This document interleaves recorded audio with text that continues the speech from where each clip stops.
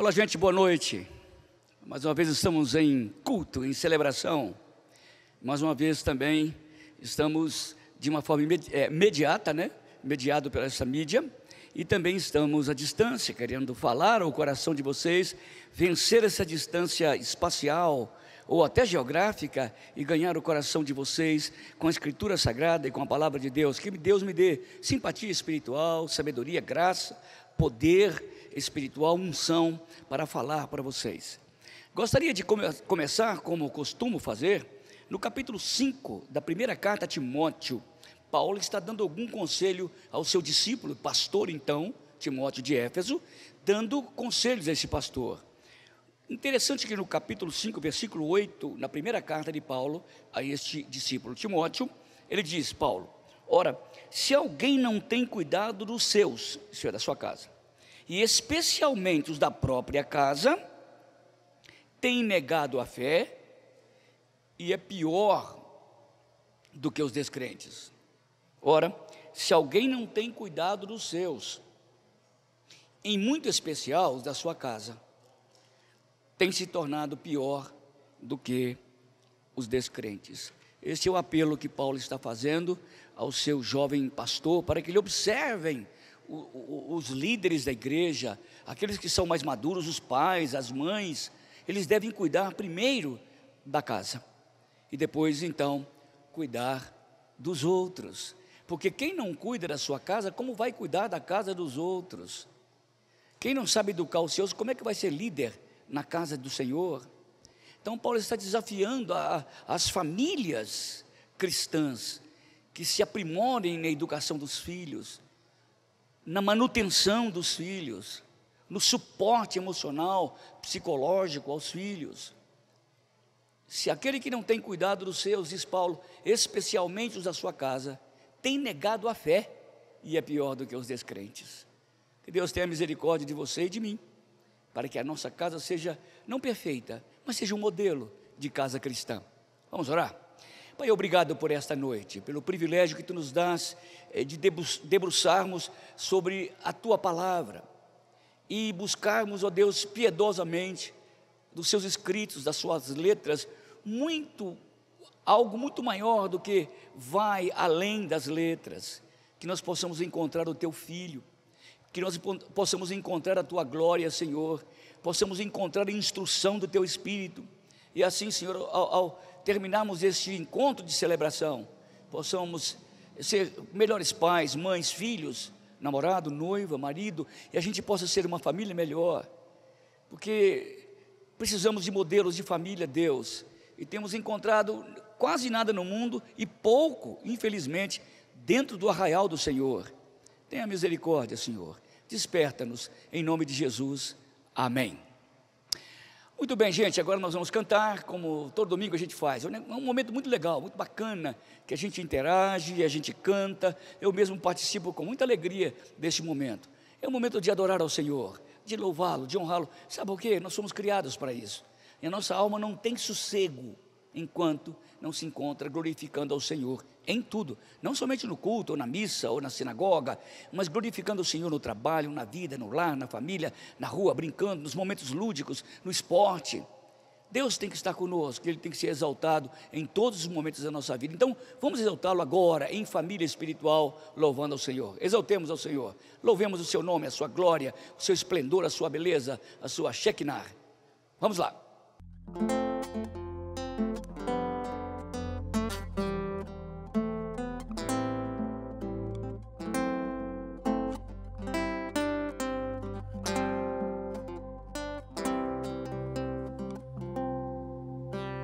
Vamos adorar a Deus, vamos adorar a Deus, vamos invocar seu nome,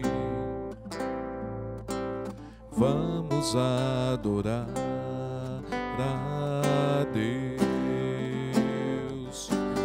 Vamos adorar a Deus, vamos adorar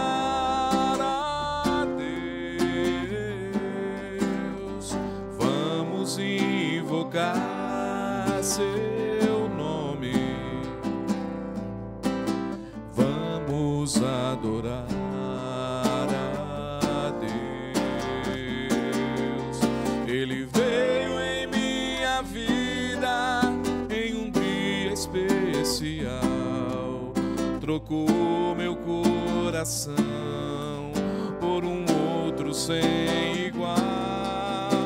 E esta é a razão porque eu digo que vamos adorar a Deus. Ele veio em minha vida em um dia especial, trocou meu coração por um outro sem igual. E esta é a razão porque eu digo que vamos adorar a Deus.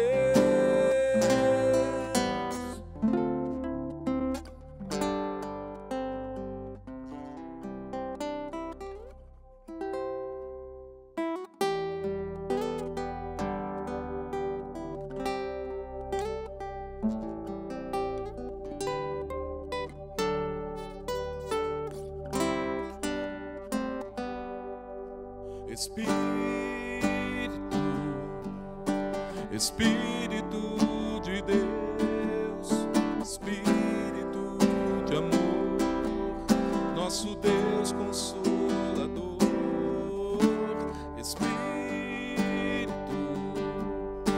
Espírito do Pai, que nos traz graça e paz, revelando o perdão. Preciso de ti, ó Espírito de Deus, vem trazer libertação, vem sarar todo o meu ser. Enche-me de ti, ó Espírito de Deus, força pra continuar e as promessas alcançar.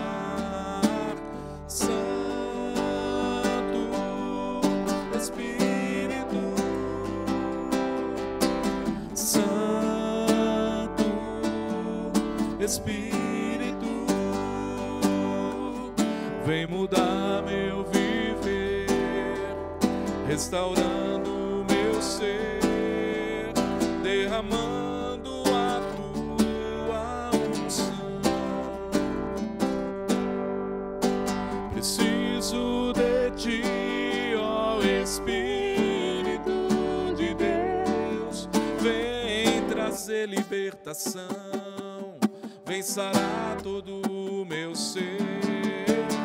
Enche-me de ti, ó Espírito de Deus, força pra continuar e as promessas alcançar.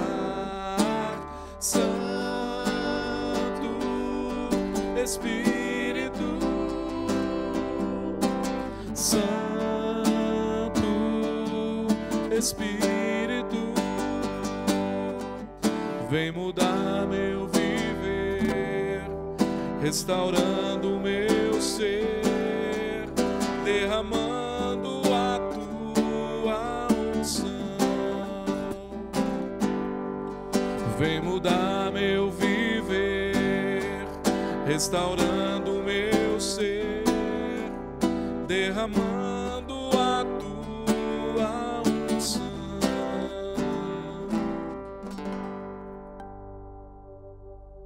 Ô, gente, agora estamos falando para os membros da igreja. Nossa igreja continua em pé, trabalhando, e você pode continuar contribuindo como está fazendo agora. Se você não contribui, poderá começar agora, você membro dessa igreja. Olha aí o telefone que estamos colocando, o telefone fixo, as mídias de comunicação, onde você pode entrar em contato conosco. Entre em contato conosco, você que é da igreja, está acostumado a fazer isso, olha o número aí, alguém vai te atender. E vai pegar aí na sua casa, e você vai trazer aqui para a gente, para a igreja, e a igreja vai continuar a fazer esse grande movimento social e espiritual para você. Contribua. Deus ama ao que dá com alegria, tá bom? Deus te abençoe. Bom, gente, vocês ouviram a leitura da palavra, a oração, o recadinho da nossa arrecadação, como a gente faz isso. Fizemos há pouco tempo atrás um drive-thru solidário, foi fantástico. Nossa igreja ali na frente, cada um passando de carro, deixando os seus alimentos para aqueles que são carentes na nossa cidade. E nós temos estendido a graça de Deus para outras pessoas também que são tão carentes. Muito legal isso, né? A nossa igreja faz isso. Estamos vivos, estamos acordados, estamos trabalhando. Conquanto não estejamos reunidos fisicamente no mesmo espaço, estamos reunidos no mesmo espírito, na mesma fé, no mesmo batismo, no mesmo Deus, no mesmo Cristo, na mesma oração e na mesma graça. É isso que de fato, em última instância, nos une. Claro que fisicamente há aquele aspecto insubstituível, que é a comunhão física, porque nós não somos gregos, o nosso corpo não é apenas uma prisão da alma, o nosso corpo faz parte da nossa vida. Bom, então vamos meditar nesta noite no livro de Levítico, o livro do grande legislador Moisés. Vocês sabem de cor, né, a história de Moisés, a saga de Moisés. Ele está dando algumas lições preciosas para as tribos de Israel. Notem que quando Israel saiu do Egito, eles eram muito atrasados, em termos de higiene, em termos de asepsia, em termos de intelecto, de filosofia, de conhecimento científico. Então Deus preparou Moisés durante 40 anos, lá na maior nação científica, cultural e rica do mundo, e bélica do mundo, e 40 anos ele aprendeu, para que depois, durante 40 anos, lá no deserto, ele pudesse ensinar à nação de Israel princípios elementares de ética, princípios elementares de doutrina, princípios elementares de higiene, até mesmo de escrever a língua, porque quase nenhum deles escrevia a própria língua que falava. Era uma tribuzinho mesmo, né? Era um clãzinho muito atrasado. Então Moisés carrega esse povo para o deserto. Durante 40 anos ele dá lições preciosas para a nação de Israel. É o que nós chamamos de legislação mosaica. A legislação mosaica é hoje um dos pilares que sustenta o direito ocidental. O direito ocidental está embasado em duas pilastras centrais: o direito de Moisés, legislação mosaica, e o direito romano. Essas duas coisas. Algumas pessoas acham estranhas ver aqueles frontispícios daqueles fóruns, daquelas cortes americanas, nome em latim. E às vezes a gente não entende, é porque também o direito americano está embasado na legislação de Moisés e também no direito romano. Aqui também, aqui no Brasil, no Ocidente de um modo geral. Tal é a importância que esse homem deu à nação de Israel e ao mundo inteiro até hoje. Quando ele está ensinando o povo, ele diz aqui no capítulo 14, versículo 39, olha que interessante: ao sétimo dia voltará o sacerdote e examinar a casa, tá? Se o sacerdote vir que a praga estendeu na parede da casa, ele ordenará que arranquem as pedras em que estiver a praga e que lancem fora da cidade num lugar imundo, e fará raspar a casa por dentro, ao redor, e ao pó, quando houverem raspado, lançarão fora da cidade num lugar imundo. É muito interessante, né? Olha o que Moisés está ensinando para esse povo muitos anos atrás. E diz o versículo 39: ao sétimo dia voltará o sacerdote e examinará, se vir que a praga se estendeu na parede da casa. Eu quero fazer uma aplicação mais genérica, mais abrangente. É lógico que ele está falando de uma parede física, não podemos esquecer disso. São princípios básicos de uma higiene, proteger a casa das pulgas, dos parasitas, das baratas, dos cupins e das pulgas, de piolhos. tanta coisa. Se imagina agora, ainda tem isso. Você imagina naquele tempo, aquele povo saindo, milhares deles em demanda da terra prometida, morando naquelas tendas. Então havia uma epidemia, ou a endemia muito grande dentro das tribos. E agora ele está falando, vocês vão para um lugar onde tem casa, e quando vocês chegarem na casa, façam o que eu estou ordenando. Então eu queria falar algumas coisas sobre pragas que atingem o nosso lar hoje, no século 21.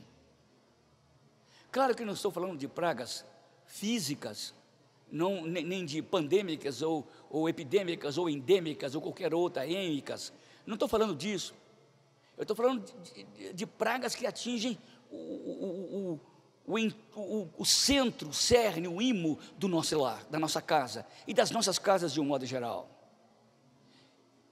A primeira praga que pode sujar a parede da nossa vida, da nossa casa, é um diálogo aberto, que hoje os casais são muito abertos, e discussões às vezes descabidas na presença dos filhos. Não sei se você é contra o diálogo dos casais, absolutamente não. É importante que eles falem. Eu creio que eu tenho 2 filhos jovens casados, e eu observo o casamento deles. É muito diferente do meu casamento tradicional com a minha esposa. Eles são mais abertos, eles são mais desbragados, eles falam as coisas como são. E muitas vezes nos casamentos antigos como o nosso, as mulheres ficavam engolfadas, engolidas, maridos faziam seus programas fora de casa, e a mulher não tinha nem o direito de perguntar. Aliás, muitas delas, naquela região onde eu vivi, lá em Minas Gerais, a mulher principal, a da casa, saía com o marido, ia na missa. Todos sabiam que aquele homem tinha várias amantes, mas essa mulher titular, digamos assim, saía com a maior fidalguia, porque eu sou a esposa verdadeira do capitão fulano de tal, do delegado fulano de tal, do prefeito fulano de tal, do deputado fulano de tal. Ela sentia a honra de ser, entre muitas outras, a principal. Olha como as coisas eram antigamente. Acho que os casamentos são legais. Eu prefiro um casamento mais corajoso, porque o que dava certo antes nem sempre era tão certo, nem sempre. E o que dá certo agora, hoje, é dar certo mesmo, para valer, para rachar. Então, quando eu estou lendo esse texto e vendo Moisés ensinar o povo quando entrar na terra o que fazer, eu me lembro também dos casamentos atuais, as famílias atuais. E embora os casamentos hoje sejam mais corajosos, algumas pragas têm atingido as paredes dos nossos lares, de jovens casais. Tenho atendido algumas dezenas deles, fora da cidade e dentro da igreja. Então, uma das razões porque as pragas estão ficando nas paredes e matando e asfixiando a esposa, o esposo, os filhos, as filhas, é isso, diálogo e discussões descabidas na presença dos filhos. A gente não entende o que acontece na cabeça de um filho. E às vezes nós discutimos sobre problemas de adultério, falamos mentiras, falamos problemas de pornografia, palavrões dentro de casa, porque nós somos corajosos demais, nós somos o que somos. Se somos o que somos, temos que respeitar os filhos que ainda não são o que são. Eles estão sendo ainda construídos. A Nedinha, minha esposa, sempre fala, a gente não cria filhos, a gente constrói filhos. Então, uma das pragas que atingem, e Moisés disse, limpe a parede. Uma das pragas que atingem os nossos lares é o diálogo e as discussões descabidas na presença dos filhos. Olha, e quantas vezes nós agredimos o nosso cônjuge, tanto mulher como homem, hoje a coisa é diferente. Não agredimos talvez nem fisicamente, mas agredimos com palavras, perto dos filhos. Agredimos como xoxos, com desdém, perto dos filhos. Desfazemos da imagem da esposa e dos maridos, muitas vezes para os filhos. E isso tem levado centenas de jovens à droga, e casais para os tribunais. E a gente não percebe que os nossos filhos não estão entendendo isso, eles estão absorvendo. Às vezes eles não explicam logicamente, mas eles têm uma absorção emocional absoluta, cirúrgica. E isso vai entrando no coração dos filhos. E depois a gente não sabe por que os filhos não ficam perto da gente. Porque foram criados com monstros. Digo monstros não no sentido físico, mas psicológicos. A imagem que eles têm, a construção que eles têm de uma mulher é horrível. A construção que eles têm de homem, macho na mente é horrível. E os nossos filhos muitas vezes não querem casar. Não querem ter outra família porque não vale a pena. O que aprenderam com uma família primordial não vale a pena. São pragas que deixamos entrar dentro dos nossos lares e enche as nossas paredes de vírus, de bactérias, de fungos e que consomem a alma da nossa família. Violência doméstica em todos os níveis, abuso verbal e físico, alcoolismo, drogas. Ou então, quando a gente não faz isso, a gente se torna workaholics. Por que há tanto divórcio agora na pandemia? Porque as mulheres não ficavam em casa, saíam para trabalhar. E muitas vezes deixava, como em São Paulo, é muito comum, aqui talvez não, que os maridos tomassem conta dos filhos e elas iam trabalhar, e às vezes o contrário. O marido ia e agora tem que ficar o tempo inteiro fazendo aula à distância com os filhos. E se aproximam, e as coisas que estavam escondidas debaixo daquelas cinzas aparecem como agora como vulcão e espalham tudo quanto é tipo de praga nas paredes da família. E são famílias tão boas, famílias tão estáveis, mas por dentro a podridão. Moisés tinha razão, quando vocês construírem as casas, o sacerdote tem que olhar o que está na parede, o que está em volta, o que está dominando, o que está tomando. Isso é terrível, é uma constatação terrível. Quanto o número de divórcio, o número de suicídio, de onde vem isso? Da família, da casa, do lar. Mas pastor, se eu não fizer isso, você perde a sua família? O que vale mais do que sua esposa, seu esposo, seus filhos e netos? Que valor que você dá a isso? Que salário você tem pago da sua vida para ter uma família estável? Então essa é uma praga terrível. Diálogos e discussões descabidas na presença de filhos. Crianças são assim. Elas estão brincando de Lego na cozinha ou jogando videogame, mas o que está acontecendo dentro do quarto, ele escuta, às vezes não a palavra, mas o humor do som, o sentimento que sai lá de dentro, e ele absorve, engole, e aquilo vai matando a sua alma pequenininha, que grita desesperadamente e não sabe por quê.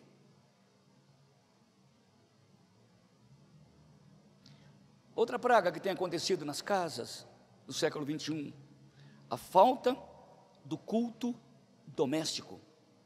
O que é culto doméstico? O que é uma adoração doméstica? Não é um culto formal, onde tem liturgia, onde tem um pastor engravatado, ainda bem que eu não estou, não é? Engravatado falando.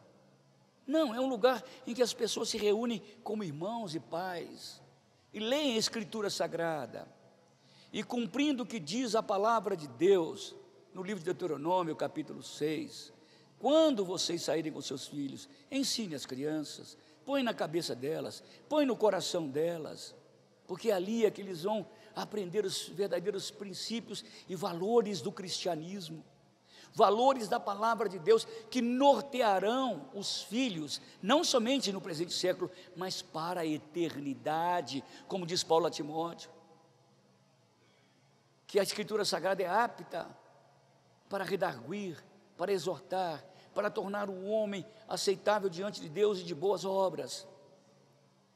E quando a gente, porque não tem tempo, nós vamos deixando as crianças às custas da escola dominical, à catequese da igreja católica, e a gente vai terceirizando aquilo que não é uma opção, é uma obrigação dos pais.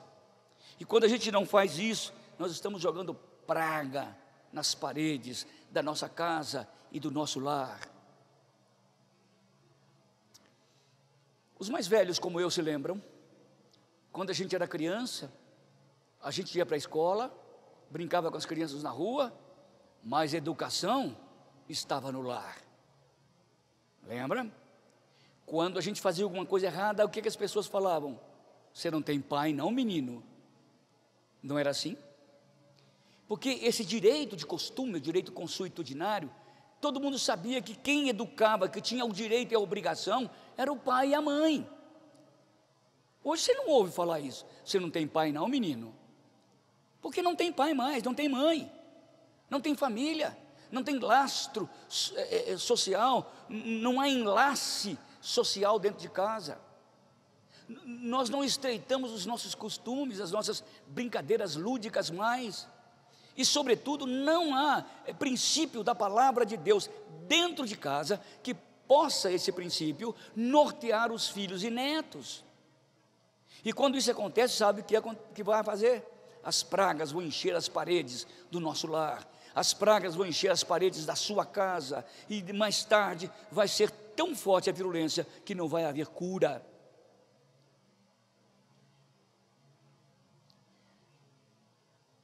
No livro das Crônicas diz o seguinte, que Deus mandou uma doença para Israel, para a qual não havia cura. Último versículo do segundo livro das Crônicas, doença para a qual não há cura. Às vezes Deus vai protelando e vai permitindo e vai dando oportunidade, a gente não ouve, vai enchendo a nossa casa de fungo, de micróbios, de vírus. E a palavra de Deus é inseticida da graça. A palavra de Deus é capaz de matar essas coisas nocivas que invadem o coração dos nossos filhos e dos nossos lares. É a vacina poderosa que é capaz de se opor a qualquer ataque ao nosso físico, ao nosso organismo espiritual.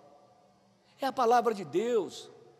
Como dizia o jovem Davi, lâmpada para os meus pés é a tua palavra e luz para o meu caminho. Eu guardo a tua palavra no meu coração para não pecar contra ti. Por mais que a igreja, a catequese, a escola dominical façam, é no lar é que o coração vai ser cheio, é no lar que a palavra de Deus vai embrenhar nos caminhos ocultos da alma dos nossos filhos e vão encher de luz, graça, verdade, poder e santidade. Eduque a criança no caminho que deva andar, mesmo depois de velha, não se desviará dele. Nós falamos isso o tempo inteiro, e nós delegamos, terceirizamos a educação dos nossos filhos. Antigamente era, você não tem pai não, menino? Ninguém fala mais isso porque não tem pai. Depois que os pais não puderam educar por N razões, não vale a pena discutir aqui, dar uma tese de sociologia. A educação passou para a escola. Os pais começaram a sair, a Revolução Industrial, as crianças foram para a escola e agora os pais não tinham mais poder, porque não tinha tempo para cuidar dos filhos, e nós naquela época delegamos os poderes aos professores. E hoje, se um professor chamar chamar o seu filho à ordem, à atenência, você é capaz de correr lá e brigar com o professor, se opor ao professor, que isso é uma injustiça. Professor não tem direito mais, professor não manda nem na sua classe, os alunos mandam nas classes, agridem os professores, maltratam os professores, um salário miserável que um professor ganha, horrível, quando eles deveriam ser os profissionais mais bem pagos do Brasil. É uma vergonha, porque eles não têm dinheiro para pagar professor, mas têm dinheiro para roubar a educação dos nossos filhos, para roubar a saúde dos nossos filhos. Isso eles podem, não dinheiro para a educação. No entanto, quando o lar perde essa possibilidade de que as crianças aprendam em família a prestar culto, pragas estão entrando nas paredes do nosso lar e da nossa casa. E depois delegamos então para os professores. Hoje os professores não podem fazer isso. Onde os nossos filhos pararam? Onde? No lar não tem educação, na escola não pode educar, na justiça. Hoje a educação nossa, não sei se nos outros países, mas no Brasil, ela está judicializada. É o judicial que vai dizer se pode chamar atenção ou não. É o judiciário que vai dizer se pode dar palmada ou não. É o judiciário que tem que falar como que vamos educar sexualmente os nossos filhos. É o judiciário que tem que dizer se vamos educar com gênero ou não os nossos filhos, ou vamos deixar de uma maneira natural. É o judiciário que determina isso. Agora eu pergunto, a lei tem alma? A lei tem alma do pai? A lei tem uma vocação do professor? Lei é lei, fria, morta. Esta é a praga que tem graçado as paredes dos nossos lares, a falta de uma orientação espiritual doméstica. Quando eu falo espiritual, não é só espiritualista, não, porque a educação da Bíblia educa a criança em todos os âmbitos da sua vida.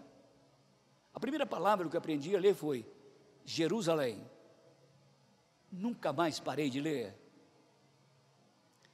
Eu tive o privilégio de ser educado desde o ventre da minha mãe na Escritura Sagrada. Se não fora isso, não era a boa educação dos meus pais. Eles poderiam até iluminar a minha mente, mas não poderiam mudar o meu coração, meu temperamento. Então Moisés está dizendo, quando vocês entrarem, mandem o sacerdote olhar. Quem intercede por nós, o sacerdote do século 21 é o Espírito. É ele que deve vasculhar os escombros das paredes dos nossos lares, dos guarda-roupas e gavetas. É ele que deve iluminar a mente do pai, da mãe e dos filhos. É ele que vai convencer o coração do seu filho a amar a Deus sobre todas as coisas e o próximo como a ti mesmo. Quando vocês entrarem e construírem as casas, mandem os sacerdotes, de sempre em sempre, examinar as paredes do seu lar. Primeira coisa então é o diálogo e a discussão descabida na presença dos filhos. O segundo é a falta de culto doméstico. E o terceiro é o excesso de presentes por causa da consciência pesada dos pais por não terem tempo para dar aos seus filhos. Eu não tive tempo até agora de olhar para o meu filho e vou chegar morto, cansado, morta, cansada, então eu levo um presente, ele vai ter essa alegria fluoxetínica, anestesiada. Uma alegria tipo de droga. Então os pais têm tentado com esse artifício amenizar a angústia do filho, mas não ameniza. Tem tentado trazer uma alegria para os filhos, mas são alegrias provisórias, porque os filhos sabem, eles com isso compram os seus pais, iludem os seus pais, forçam os seus pais, e nós ficamos mais ou menos como escravos, enchendo as nossas paredes de presentes para os filhos, misturados com cupim, com praga, com vírus, com desgraças, para as quais muitas vezes, escutem, não há cura. Por isso que o tempo de Deus é agora. O momento de Deus para a sua família e para a minha família é agora. As pessoas sempre reclamaram, olha, no meu tempo também, quando era jovem, tinha família, eles falavam, o mundo está muito difícil, não sei como fazer com nossos filhos. E eu sempre falei, no tempo de Noé era muito difícil. Pensa que no tempo de Enoque, antes de Noé, era fácil? Olha o que acontecia no tempo de Enoque. Olha o que acontecia no tempo de Noé. Olha o que acontecia no tempo de Abraão e Ló. Ló era um homem justo, mesmo morando em Sodoma e Gomorra. Eu não quero ser qualquer uma família. Eu quero ter uma família como Enoque. Eu quero ter uma família como Abraão. Eu quero ter uma família como Noé. Por que não escolher o melhor modelo? Por que deixar o vento levar para ver onde vai dar? Porque não vai dar a lugar nenhum. Porque quem não tem ideal não chega a lugar nenhum.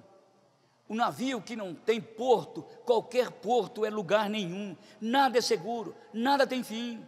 Porque não tem ideal, não tem alvo. Então, quem sabe nós vamos ter que fazer um outro tipo de investimento nos nossos lares e nas nossas famílias. Não entregarmos para o judiciário, nem para a escola, que é tão boa, mas assumirmos a responsabilidade, ao invés de darmos presentes em excesso, não estou dizendo que não deve ter presente, em excesso, darmos-nos a nós mesmos. Moisés tinha razão, o grande legislador até hoje, moderníssimo. Ao 7º dia voltará o sacerdote e examinará, se vir que a praga se estendeu nas paredes, ele ordenará que arranquem as pedras que estiver a praga, e que as lancem fora da cidade num lugar imundo, e fará raspar a casa por dentro, ao redor, e o pó, quando houverem raspado, lançarão fora da cidade, num lugar imundo. Chegou o momento de pedirmos que o Espírito Santo comece a fazer esta asepsia, ou, se necessário, fazer uma cirurgia com o bisturi da sua graça, ou então lançar um inseticida talvez mais forte do que a ivermectina, para destruir as pragas que estão dentro da sua casa. Quero terminar com uma frase lapidar também de Moisés, Deuteronômio capítulo 22, versículo 8, vejam bem, Deuteronômio 22, 8. Quando edificares uma casa nova, far-lhe-ás no terraço um parapeito, para que nelas não ponhas culpa do sangue, se alguém de algum modo cair dela. Qual que é o parapeito do seu lar? Quantos têm caído nela e derramado sangue? Quando edificares as casas, façam no andar de cima um parapeito, para que se alguém cair, não venha a ser culpado você do seu sangue. Isso é solene, isso é sério, isso é moderno, é atual. Qual que é o parapeito do seu lar? Que Deus tenha misericórdia, que nos ajude a construirmos uma casa limpa, casa nova, diferente, que o Espírito Santo raspe as paredes, quebre as pedras e faça alguma coisa cheirosa, nova, de nova vida, promovida pela santidade do Espírito. Deus te abençoe, que você tenha um lar fortalecido no ano de 2021. Bom, gente, voltamos a falar novamente sobre os nossos trabalhos. Temos-los sempre aos domingos nesse horário e também diariamente. Você pode entrar no site da igreja e você vai encontrar ali um link através do qual você vai encontrar todas as mensagens que falamos diariamente. Não mensagens longas como essa, mensagens menorzinhas que você pode curtir, ouvir, passar para o seu amigo, passar para os seus colegas. Deus abençoe. No próximo domingo a gente se vê nesse mesmo horário, tá bom? Pai, obrigado por esta hora, por esta palavra que é viva e que mexe com o nosso coração, com a nossa história, que abala as estruturas das nossas famílias, para que elas sejam restauradas, reestruturadas, ressignificadas e abençoadas. Santifica, Pai, a cada um marido que me ouviu, a cada uma esposa, a cada um filho, a cada uma filha, a cada um avô, a cada uma avó. Santifica os nossos lares, para que a nossa cidade seja santificada. Em nome de Jesus, amém. Foi bom, gente, falar com vocês. Semana que vem eu encontro novamente.